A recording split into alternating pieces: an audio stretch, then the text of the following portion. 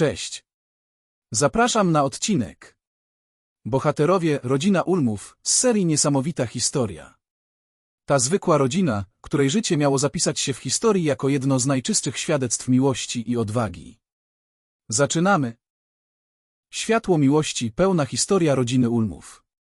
Na niewielkiej polskiej wsi, wśród łagodnych wzgórz i pól markowej, żyła rodzina, której życie miało zapisać się w historii jako jedno z najczystszych świadectw miłości i odwagi. Józef i Wiktoria nie wyróżniali się niczym szczególnym, byli zwykłymi rolnikami, oddanymi sobie i swoim dzieciom. Ich codzienność, choć prosta, tętniła harmonią i głęboką wiarą. Jednak to, co uczynili w czasie najczarniejszych dni II wojny światowej, uczyniło ich symbolem niezłomnego człowieczeństwa. Dom wypełniony miłością. Józef był człowiekiem o szerokich zainteresowaniach. Mimo ograniczonych możliwości edukacyjnych, samodzielnie nauczył się fotografii i prowadził małe gospodarstwo. Wiktoria była jego wierną towarzyszką, pełna ciepła i oddania, była fundamentem ich domu. Razem wychowywali 6 dzieci, ucząc je wartości takich jak praca, miłość do bliźniego i wrażliwość na potrzeby innych. Ich życie toczyło się w zgodzie z rytmem natury i głęboką wiarą, która prowadziła ich przez każdy dzień. Dom Ulmów był zawsze otwarty dla potrzebujących. Sąsiedzi wspominali ich jako ludzi serdecznych i gotowych do pomocy. Nawet gdy wojna przyniosła głód i niepewność, Ulmowie wciąż dzielili się tym, co mieli. Decyzja, która wymagała odwagi. W 1942 roku, gdy Niemcy rozpoczęli masowe prześladowania Żydów, wielu mieszkańców wsi zmagało się z trudnymi wyborami. Ulmowie, kierując się wiarą i miłością bliźniego, podjęli decyzję, która na zawsze zmieniła ich życie. Przyjęli pod swój dach 8 Żydów, rodzinę Szallów, Goudę i Lejkę z córką oraz Goldmana z synami Szulem i Baruchą, a także 2 samotne kobiety, które szukały schronienia przed zagładą.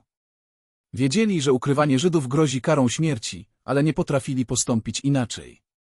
Wiktoria i Józef dzielili się jedzeniem, które sami zdobywali z trudem, i stworzyli w swoim małym domu przestrzeń, gdzie ich żydowscy sąsiedzi mogli znaleźć spokój, choćby na chwilę. Codzienność w cieniu strachu. Dni w domu Ulmów wypełnione były ciężką pracą i ciągłym napięciem. Józef nieustannie poszukiwał sposobów, by zdobyć jedzenie dla swojej rodziny i ukrywanych gości. Wiktoria, będąc w zaawansowanej ciąży, opiekowała się dziećmi i gotowała posiłki, dbając, by nikt nie czuł się opuszczony. Dzieci Ulmów, mimo swojej niewinności, stały się częścią tej heroicznej misji. Ich śmiech i zabawy łagodziły napięcie i przypominały o tym, co w życiu najważniejsze. W małym, pełnym życia domu miłość i współczucie zwyciężały nad strachem. Tragedia 24 marca 1944 roku. Ich heroizm nie pozostał jednak niezauważony.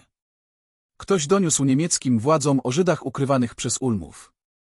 24 marca 1944 roku żandarmi niemieccy otoczyli ich dom. Najpierw rozstrzelano wszystkich ukrywanych Żydów.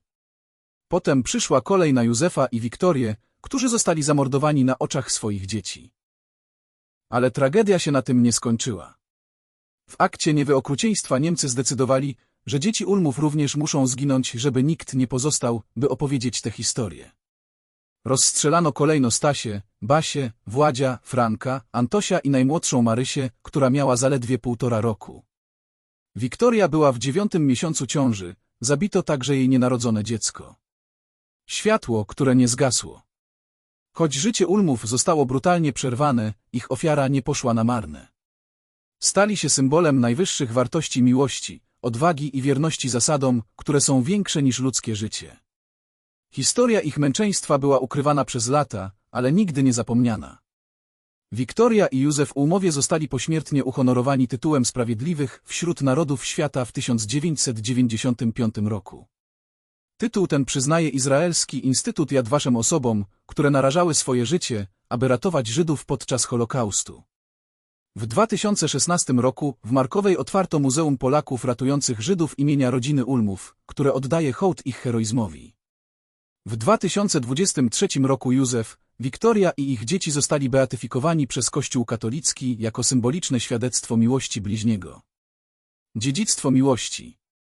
Rodzina Ulmów nie była wielkimi bohaterami w tradycyjnym znaczeniu tego słowa. Byli zwykłymi ludźmi, którzy w swoim małym świecie wybrali dobro ponad strach. Ich historia przypomina nam, że największe akty odwagi często dokonują się w cichości w codziennych decyzjach, które wymagają miłości, poświęcenia i wiary. Niech ich życie będzie dla nas przypomnieniem, że człowieczeństwo nie zna granic. W najciemniejszych czasach ich dom stał się światłem, które świeci do dziś, ucząc nas, że nawet w obliczu śmierci miłość jest silniejsza od nienawiści. Dziękuję bardzo za wysłuchanie. Zasubskrybuj. A pomoże mi to rozwijać ten kanał, no i wesprzesz Fundację Pomocy Dzieciom Pankracy. Do następnego razu. Cześć.